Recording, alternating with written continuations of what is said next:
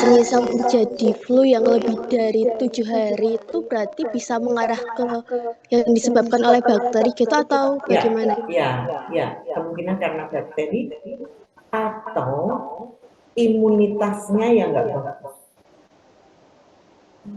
Ya, jadi imun seseorang nggak bagus itu bisa nggak sembuh.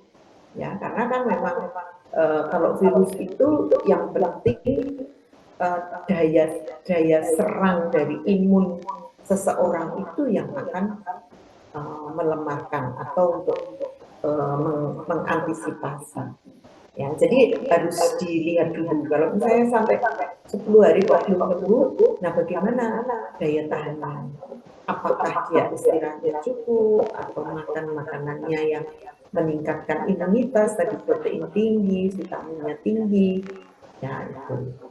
Nah, kalau itu iya sudah istirahat, maka kemungkinan karena bakteri. Makanya apa? Kalau karena bakteri, dia tidak akan sembuh dan harus periksa ke dokter karena akan diberikan antibiotik. Ya, gitu ya. Tapi harus pastikan dulu bahwa perilaku kita itu meningkatkan imunitas. Oke, itu. Baik Ibu, terima kasih. Berarti tergantung individu juga nggih Ibu, kekebalan itu bagaimana? Iya, jadi sistem imunitas tadi. Ya, jadi utamanya adalah meningkatkan sistem imunitas tubuh dengan cara istirahat sama. Ya, kalau saudara misalnya pernah mengalami flu kan, flu itu akan mereda ya apabila untuk tidur, ya enggak? Misalnya kepalanya pusing, ya kemudian inusnya keluar terus, tapi begitu tidur nyenyak bangun itu sudah enak kan? Ya. Tapi kalau untuk kerja terus, misalnya untuk kuliah, semakin penat mikir, makin panik. Ya, makanya memang sebaiknya kalau terkena flu, ya itu istirahat. Oke, itu Mbak Intan. Baik Ibu, bisa dipahami. Ya, oke. Ada pertanyaan lagi?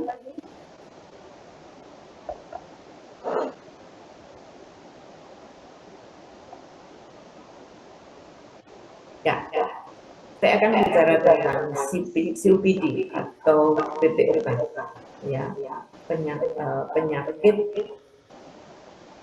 paru obstruktif kronik atau chronic obstructive pulmonary disease (COPD).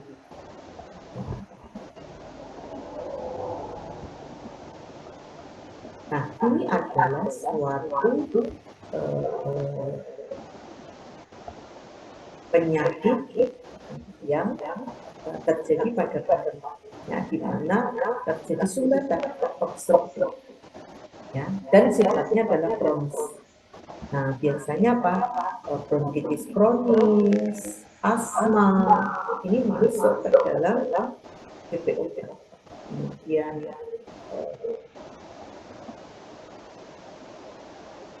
ini masuk dalam PPOK. Ya, jadi ini bronkus, ya. Nah, ini kalau COPD, PPOK ini asma ya. Kalau serangan asma itu kayak gini, ya bronkusnya, ya bronkusnya dilihat ya gambar yang paling kiri, ya kantang. Nah, apa PPOK itu? Suatu penyakit paru yang progresif dan irreversibel. Nah, jadi masih bisa dikembalikan. Nah, karakteristiknya adalah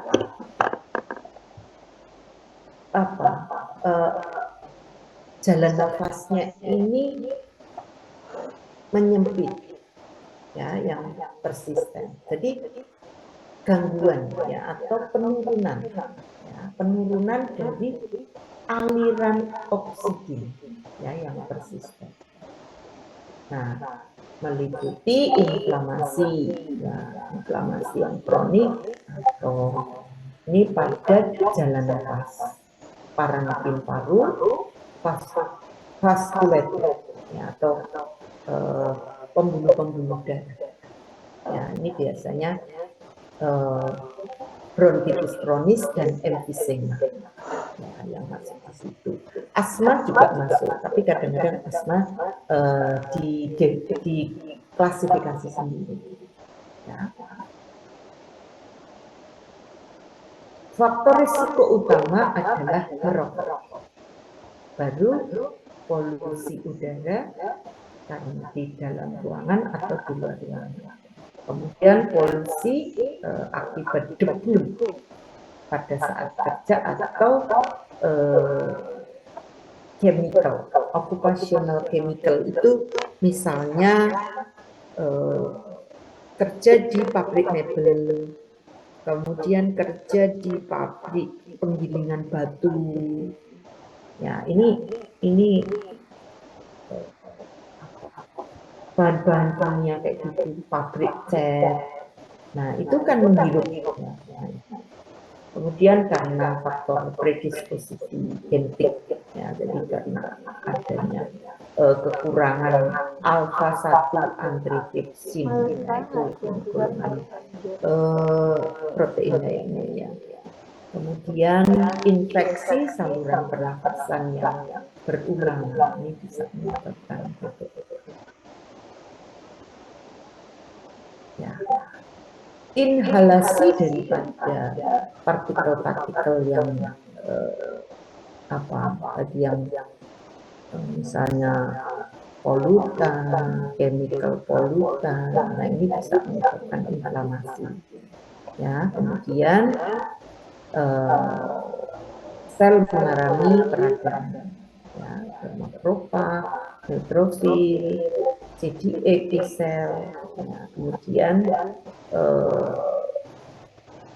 mengeluarkan mediator inflamasi. Kemudian terjadi perubahan pada saluran pernafasan atau jalan nafas maupun alveoli. Ya, jadi kayak gitu. Nah, ini yang sebelah kiri itu paru sehat, yang sebelah kanan. Nah, pada emfisema itu terjadi ruptur atau penyambungan daripada alveoli. Nah, alveoli itu kan ada sekat-sekatnya ya. Jadi bulatan-bulatan yang ada sekatnya. Nah, pada emfisema ini sekatnya itu menjadi satu. Bisa karena robek, bisa karena mengembang. Ya, jadi sehingga susah. Kemudian kalau bronkitis itu adanya yang namanya bronkitis berarti infeksi, ya, produk daripada infeksi itu.